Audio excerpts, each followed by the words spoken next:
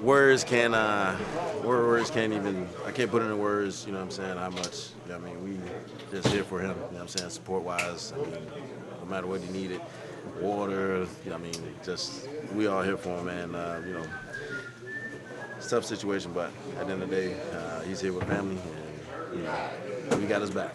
We got his back. Thanks, Denzel. No problem. What's it do to a team at home to get shut out at the goal line stand in terms of deflating a team?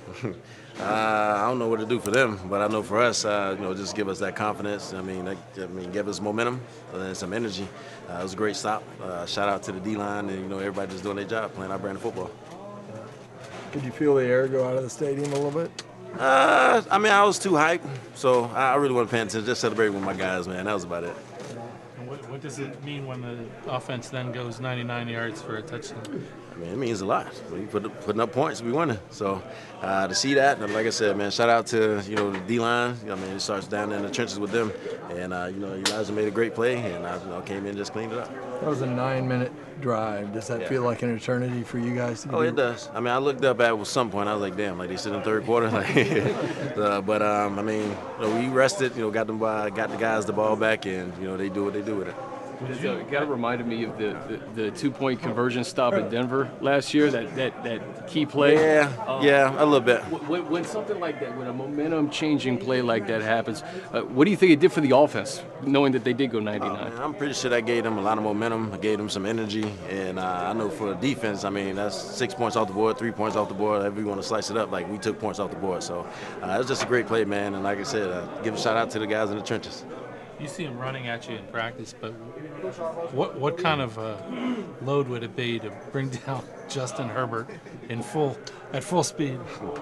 Listen, Justin, my teammate, I love him to death. I accept those type of challenges, so I think I'm the wrong person to ask that question to. How would you sum up this victory? I think that victory was hard fought. It took a lot of grit. You know, things didn't really go our way early.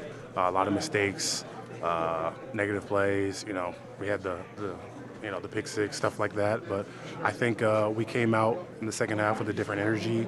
We were more locked in, you know, ready to run the ball. And I think we did what we set out to do. We got the victory. And, you know, a special shout out to those guys that had to come in with the injuries, you know. That's really tough when you're someone who's, you know, 2 deep, 3 deep, and you end up starting in the middle of the game. You know, I think those guys did exceptionally well. For you, though, you've been a mainstay, one of the few mainstays on the offensive line. How difficult is it for you to see both starting tackles go out and just kind of have to deal with different combinations throughout the course of the season? I mean, you know, I've had a lot of combinations throughout my career here. I played next to Foster, played next to Jamari, played next to all those guys, and Pip, you know, so I think, you know, even though it's been a while since we played together, there's some chemistry there. And I think that, you know, that goes for the rest of our O-line as well. You know, we've been together as a unit for a very long time, so. You know, to see Justin bounce back immediately and just have the game that he did, does anything surprise you by number 10? No. I mean, you know, I always say this, 10's awesome. He makes our jobs easy, he makes everybody's job easy. And, you know, he's a warrior. And we always know in situations like that at the end of the game, like, he's going to put his stamp on it in the game. That's what he did. Final thing for me, we obviously don't know the status of Joe and Bobby moving forward, but, I mean, how has the last 5 to 6 weeks maybe helped you guys and kind of hardened you a little bit as to kind of life in the NFL, especially across that offensive line? Yeah, you know, I mean, every year I've been here, we've had some sort of injury on the offensive line. So, you know, we already have it ready. Like, if you're a backup, you're a third deep guy, you know, they're ready to go in the game, prepared, you know. Even if you're not in the game starting, you know, you're prepared to go in at any point. And I think Jamari did a great job. I think, you know, Foster did a great job. You know, Pip came in, did a great job. And, yeah. Sorry for your loss, firstly. What was it like playing the game today with everything you got going on? I mean, for me, as sad as it is, and like as traumatizing as all this is, I got a job to do. So for me, it was coming out here and handling the job first, and then being emotional after. Everything hit me pretty hard. One thing I will say is no like secret what I've been dealing with this whole year. So it's been a long ride for me since the beginning of the season. So, I mean, this game and what I'm going through right now, as big as it is, I feel like I just had to handle my job and, get back to the fam as soon as I can. And that sack you had when you dropped to your knees, what was? It looked like you prayed. What was going through your mind in that moment? Yeah, I just wanted to talk to my brother one more time. And it was just an emotional moment for me just to be able to make a play on a day like this, just losing him so soon. Like I said, it's been a long year for me, so I had to just send a prayer up and just hopefully he heard it and just get one out there. Do you feel the guys rallying around you, your teammates? 100%. They let it be known since I got the news. My brothers was there. Denzel was right there as I found out at about 6 a.m. in the morning. I found out, got a call from my mom, and Denzel was right there.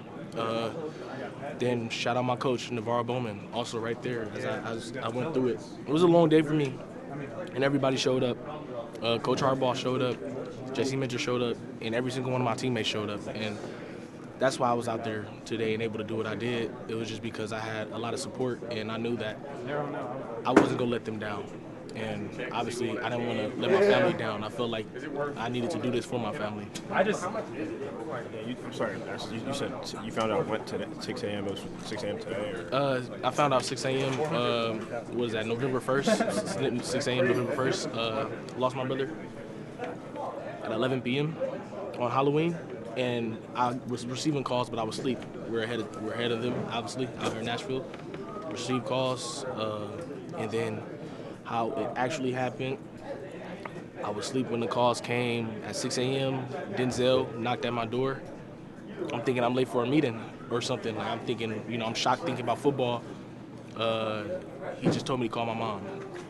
And so I called my mom, and I got the news. And, being transparent, I dropped to my knees. It's something that you just don't want to hear. And like I said, this year's it's probably been the worst year of my life, to be quite honest with you. I feel like I'm losing a lot of my family and to different ways. And so for me, this is by far the biggest and the most grand thing to happen to me in a negative way in my life, for sure. And I've lost friends and family before, but to be this close to home, it's a difficult thing to do. And so I had to get my mind right to play in this game, but I just felt like I had to.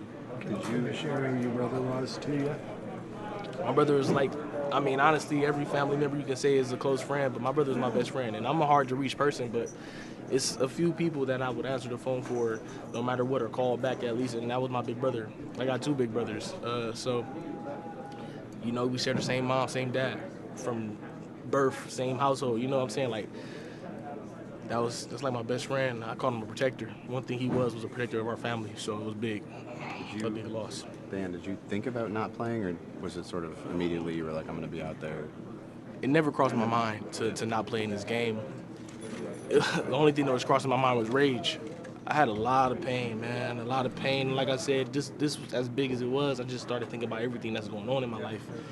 And I just wanted to try to not say nothing crazy, but I just wanted to go out there and just let it out, or whatever I had to get out. I wanted to get it out. And I talked to my mom, and I talked to my father, and they both was like, you should definitely go out there and play, and we'll see when I get back. So I got to get back home now. How is this organization, over the last several months, just been there for you and just been able to ground you a little bit? This organization has been behind me since everything has began for me this year. Since the beginning of it all, this organization has been right there, from Spanos top down. Shout out Harbaugh. He's probably been the first call I've gotten for every situation. He's been there, right there, and just told me to keep my head down, keep grinding, keep working, and try to stay consistent.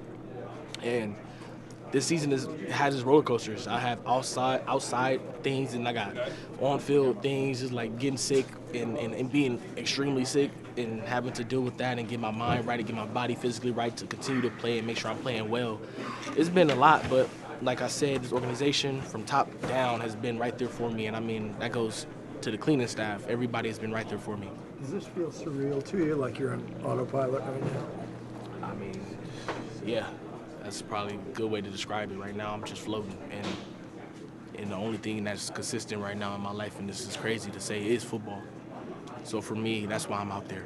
it's because this is the most consistent thing I got in my life right now is football, and I'm just trying to make the most of it.